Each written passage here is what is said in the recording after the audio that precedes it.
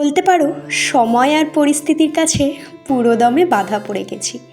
এখান থেকে চাইলেও আর বেরোনো সম্ভব নয়। মানুষের জীবনে টাকা পয়সাটাই সব কিছু নয় জানো। কিছু মানুষের ভালোবাসায় এমনভাবে জড়িয়ে পড়েছি, যখন ছেলেকে নিয়ে স্কুল থেকে বাড়ি ফিরছি ছোট ছোট দুটো বাচ্চা আমাকে ডেকে বলছে, ও আন্টি আন্টি তুমি কদিন ধরে ভিডিও দিচ্ছ না কেন? সত্যি জানো, আমি না এক মুহূর্তের জন্য পুরো অবাক হয়ে গেছি। বাচ্চারা আমার ভিডিওগুলো কী বা বোঝে, তাই না? আমি তো ব্লগ বানাই, কথাগুলো আমার মনের মধ্যে সত্যি গেঁথে গেছে। আমি তাদের কাছে একটা কথাই বললাম, শোনা আমি একটু ব্যস্ত আছি, তো একটু সমস্যায় আছি, তাই ভিডিও করছি না। হেসে বলল, ও আচ্ছা, জানো আন্টি তোমার ভিডিওগুলো খুব ভালো লাগে। যখন এই কথাগুলো বললো জানো তো, মনে হচ্ছিল ওদের কাছে গিয়ে একটা ভিডিও করি, যে আমার ভিডিওগুলো এই ছোট বাচ্চাগুলো বা কী বোঝে।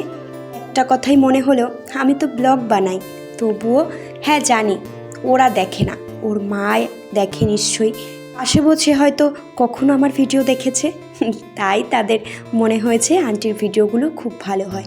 এখন মনে হলো আমি এমন ভিডিও করি যেগুলো বাচ্চাদের সামনে বসে দেখা যায়, তাহলে কেন শুধু শুধু নিজের জায়গাটা নষ্ট করব?